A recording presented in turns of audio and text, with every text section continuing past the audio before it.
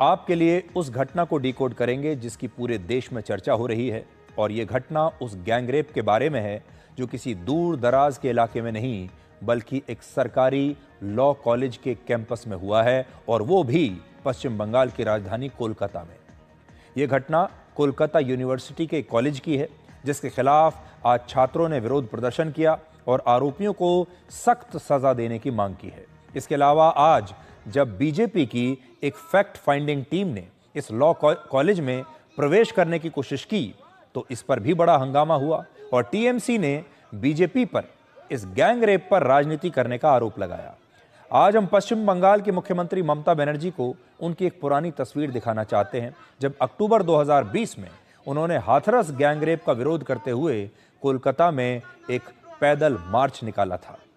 लेकिन आज कोलकाता की इस घटना पर जब ये ठीक उनके नाक के नीचे कोलकाता में पश्चिम बंगाल की राजधानी में एक कॉलेज में यह घटना हो रही है, आज वो ये कह रही हैं कि बीजेपी इस पर राजनीति कर रही है।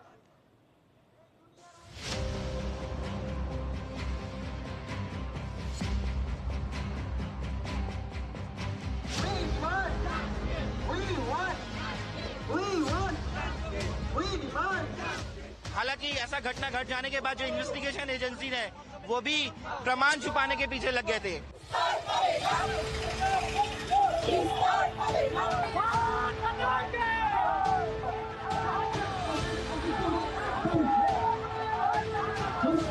बार बार महिलाओं के साथ इस प्रकार की अव्यवस्थित शासन क्यों मिल रहा है और इस प्रकार के जघन्य अपराध क्यों हो रहे हैं?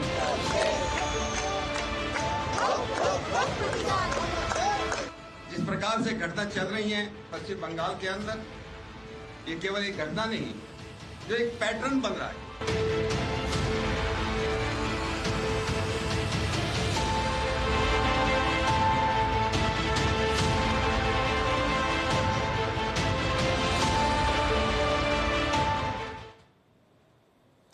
बीजेपी ने आरोप लगाया है कि पश्चिम बंगाल में एक महिला मुख्यमंत्री होने के बावजूद भी वहां पर महिलाएं सुरक्षित नहीं है। गैंगरेप के आरोपी मनोजीत मिश्रा पर कई मुकदमे दर्ज होने के बावजूद उसे कॉलेज में नॉन टीचिंग स्टाफ के तौर पर रखा गया। बीजेपी का दावा है कि पश्चिम बंगाल के कॉलेज में क्रिमिनल्स को रखा जा रहा है और वहां पर जो कानून व्यवस्था है वो अब ऐसी हो चुकी है कि उस पर विश्वास करना मुश्किल है। इन्होंने उसको वीडियोग्राफ भी किया ताकि जिंदगी भर उस लड़की को मोलेस्ट कर सके, उसको ब्लैकमेल कर सके, उसको शर्मिंदा कर सके। अपॉइंटमेंट्स क्रिमिनल्स के हो रहे हैं कॉलेजेस के अंदर, वहां पे पुलिस वेरिफिकेशन नाम की कोई चीज है या नहीं? और एक हिस्ट्री शीटर व्यक्ति जिसके ऊपर 2011 में मुकदमे हैं, 2013 के मुकदमे हैं, लगातार मुकदमे हैं, तो ऐसे कितने हिस्ट्री शीटर घूम रहे हैं इस प्रदेश के अंदर जो लगातार इन अपराधों में सम्मिलित है, उसकी हिस्ट्री शीट तक नहीं बनी।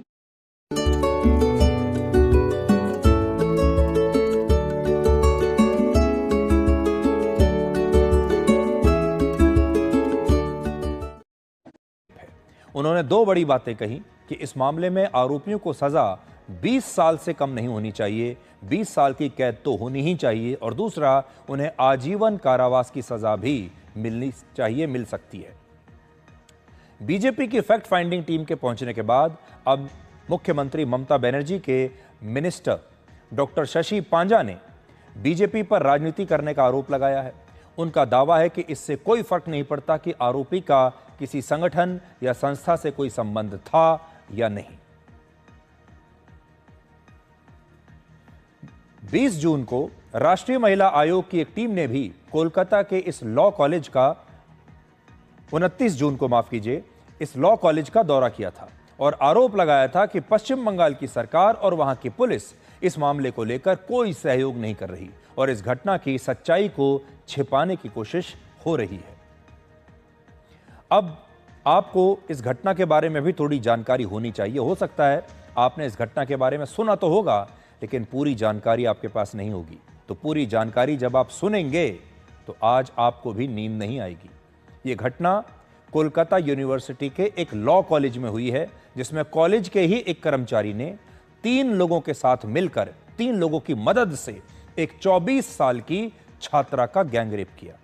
इसे गैंगरेप इसलिए कहा जा रहा है क्योंकि इसमें आरोपी की इसी कॉलेज के 2 छात्रों और एक सिक्योरिटी गार्ड ने मदद की, और जब रेप में आरोपी की कुछ लोग मदद करते हैं तो उसे भी गैंगरेप ही कहा जाता है। और इस गैंगरेप का मुख्य आरोपी का नाम है मनोजीत मिश्रा और ये 31 साल का है। और न्यूज एजेंसी पीटीआई ने एफआईआर के हवाले से ये खबर दी है कि मनोजीत मिश्रा इस लॉ कॉलेज के नॉन टीचिंग स्टाफ का हिस्सा था और आरोप है कि वो कॉलेज में टीएमसी की छात्र इकाई का भी अघोषित रूप से नेतृत्व कर रहा था और उसने इस छात्रा को इस यूनियन में गर्ल्स सेक्रेटरी के पद पर नियुक्त किया था। लेकिन 25 जून को मनोजीत मिश्रा ने इस छात्रा से कहा कि वो उससे शादी करना चाहता है, और जब छात्रा ने ये कहते हुए शादी से इनकार किया कि वो किसी और से प्यार करती है, तो इस बात पर इस लड़के को ये बात अच्छी नहीं लगी और उसने कहा कि वो इस लड़की से अब बदला लेकर रहेगा। सबसे पहले 2 लड़कों की मदद से ये आरोपी इस छात्रा को कॉलेज के एक गार्ड रूम में लेकर गया और बाद में वहां गार्ड और 2 छात्रों के सामने इसका बलात्कार हुआ। दावा है कि इस रेप की साजिश पहले ही बना ली गई थी, षड्यंत्र पहले ही रच लिया गया था, यानी ये सब कुछ पूर्व नियोजित था, प्री प्लान्ड था। और इसमें जिन 2 छात्रों ने आरोपी की मदद की वो भी इसके बारे में जानते थे। इनमें एक आरोपी का नाम है जैब अहमद और दूसरे का नाम है प्रमित मुखर्जी। इस घटना के बाद 26 जून को ये लड़की पुलिस स्टेशन पहुंची और इसने खुद इस घटना के खिलाफ एक एफआईआर दर्ज कराई। इस मामले में 2 और बड़े खुलासे हुए हैं। पहला ये कि आरोपी ने इस छात्रा के रेप का वीडियो बना लिया और वो इस छात्रा को इस वीडियो के जरिए ब्लैकमेल करने वाला था। और दूसरा खुलासा ये कि जिस आरोपी ने रेप किया और जिन 2 छात्रों ने उसकी मदद की, ये तीनों लोग कॉलेज की छात्राओं को पहले भी परेशान करते थे और उनके आपत्तिजनक वीडियोस बनाकर उन्हें ब्लैकमेल किया करते थे। और ऐसा नहीं है कि इन घटनाओं के खिलाफ इससे पहले इनकी शिकायत नहीं हुई, लड़कियों ने आवाज नहीं उठाई। गैंगरेप के मुख्य आरोपी मनोजीत मिश्रा ने 2012 में इसी कॉलेज में एलएलबी की पढ़ाई के लिए दाखिला लिया था और फिर वर्ष 2013 में एक व्यक्ति की उंगली काटने के आरोप में उसके खिलाफ मुकदमा दर्ज हुआ था। इसके बाद यह लड़का 3 साल तक फरार रहा और 2017 में जब यह मुकदमा समाप्त हुआ तब इसने वापस इसी कॉलेज में दाखिला ले लिया और ये इस दौरान भी कॉलेज की लड़कियों को ऐसे ही परेशान करता रहा। फिर अगले साल मार्च 2018 में 2 छात्राओं ने इस पर यौन उत्पीड़न के आरोप लगाए, जिसके बाद उसे कुछ समय के लिए कॉलेज से निलंबित भी किया गया। लेकिन यहां भी टीएमसी के बड़े नेताओं से जान पहचान होने के कारण इस लड़के के खिलाफ कोई बड़ी कार्रवाई नहीं हुई और फिर मार्च 2023 में इस पर एक और छात्रा ने यौन शोषण का आरोप लगाया और फिर दिसंबर 2023 में भी इसने कॉलेज में हिंसा और मारपीट की, लेकिन इसे यहां भी छोड़ दिया गया और इसे इसी कॉलेज के नॉन टीचिंग स्टाफ में टेम्परेरी नौकरी भी मिल गई। अब आप खुद सोचिए, एक ऐसा व्यक्ति जिस पर इतने सारे आरोप हर बार लग रहे हैं, उसे स्टाफ में कैसे रखा जा सकता है, उसे इस कॉलेज में नौकरी कैसे दी जा सकती है। अब आपके मन में सवाल होगा कि जो लड़का कॉलेज की छात्राओं को ऐसे परेशान करता था उस पर आखिर किसी ना किसी का हाथ तो जरूर रहा होगा, क्योंकि वो लगातार बचता चला गया। तो इसके पीछे टीएमसी के एक विधायक को बताया जा रहा है और विधायक का नाम है अशोक कुमार देव।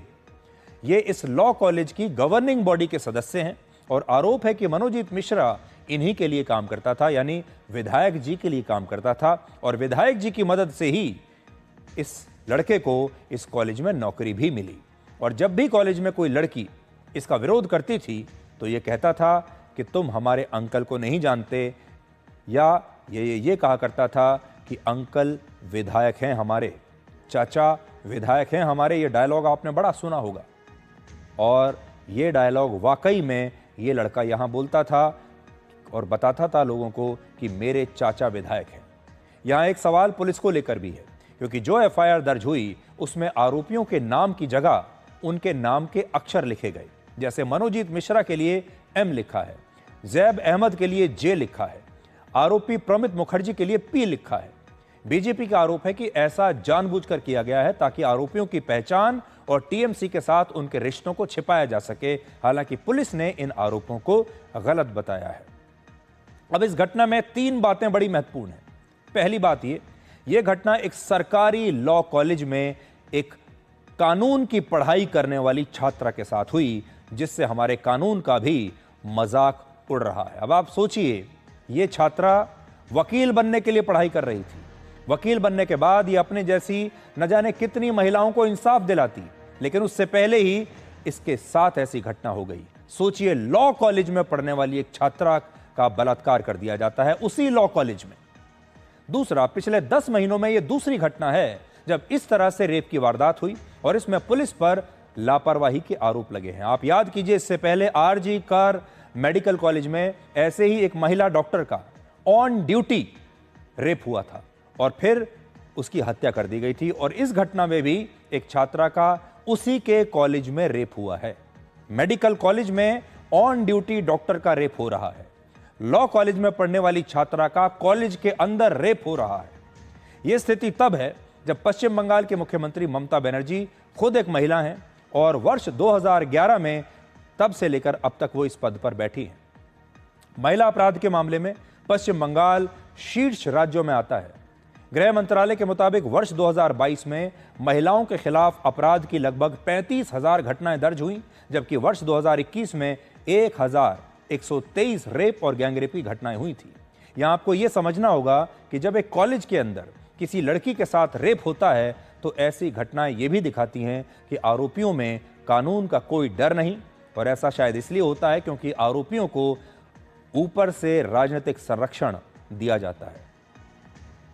आप सोचिए, आज हमारे देश में जितने भी माता पिता हैं, जिनकी बेटियां, बच्चियां, घर की सदस्य, महिलाएं स्कूल में जाती हैं, कॉलेज में जाती हैं, अलग अलग दफ्तरों में जाती हैं, काम करने के लिए जा रही हैं, कॉलेज में पढ़ने के लिए जा रही हैं, और कॉलेजों के अंदर ऐसा होने लगे, एक ऑन ड्यूटी डॉक्टर का बलात्कार हो जाए अस्पताल में, कॉलेज के अंदर, और फिर उसकी हत्या हो जाए। सोचिए, लॉ कॉलेज में पढ़ने वाली छात्रा का कॉलेज के अंदर ही अगर उसके साथ ऐसी घटना हो जाए तो सोचिए हमारे देश में जो छात्राएं हैं वो कहां सुरक्षित होंगी। अगर अपने कॉलेज में सुरक्षित नहीं हैं तो कहां सुरक्षित होंगी, एक बहुत बड़ा सवाल है। राजनीति अलग बात है, लेकिन आज उन माता पिता की चिंता को भी समझना होगा जो आज इस खबर को देखकर अपने बच्चों के लिए, खासतौर पर अपनी बेटियों के लिए आज चिंतित हो रहे होंगे, क्योंकि वो कितने विश्वास के साथ अपनी बेटियों को स्कूल भेजते हैं, कॉलेज भेजते हैं और सोचते हैं कि स्कूल और कॉलेज में तो उनके बच्चे सुरक्षित रहेंगे।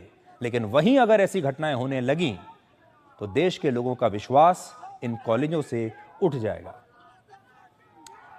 अब हम आपको आज का सबसे चिंताजनक विश्लेषण दिखाएंगे जो असल में आपके बारे में है, लेकिन पनीर के बारे में ज्यादा